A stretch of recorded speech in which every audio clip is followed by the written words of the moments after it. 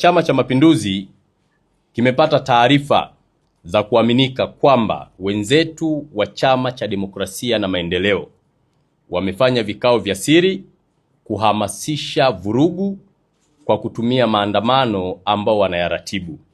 Sasa sisi kama chama tunapenda kutoa wito kwa Watanzania kwamba wajibu wetu kama Watanzania ni kulinda taifa letu.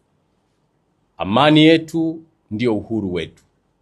Tusiruhusu itikadi za vyama au makundi ya harakati yakachochea vurugu na kuharibu taswira njema ya taifa letu. Sasa taarifa hizi ni taarifa za kuaminika, na mmewasikia katika majukwaa ya kisiasa wakizungumza wakisema kwamba watakwenda kuhamasisha maandamano.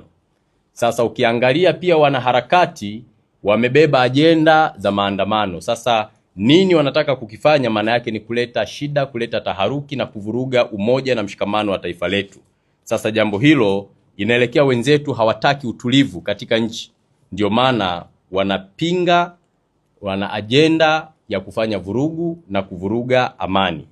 Lakini Chama cha Mapinduzi kinapenda kuchukua nafasi hii kuendelea kutoa wito kwa Watanzania na wapenda maendeleo wote kutojihusisha na vitendo ambavyo vina mianya au zina viashiria vya uvunjifu wa amani wa taifa letu. Kama chama tunawaomba Watanzania walinde amani yetu, wafanye shughuli zao, kwa sababu bila amani hakuna maendeleo, hakuna kilimo, hakuna biashara, hakuna uhuru wa kuabudu na mambo mengi yataharibika. Hivyo ni jukumu la kila mmoja kuhakikisha Tanzania inakuwa salama.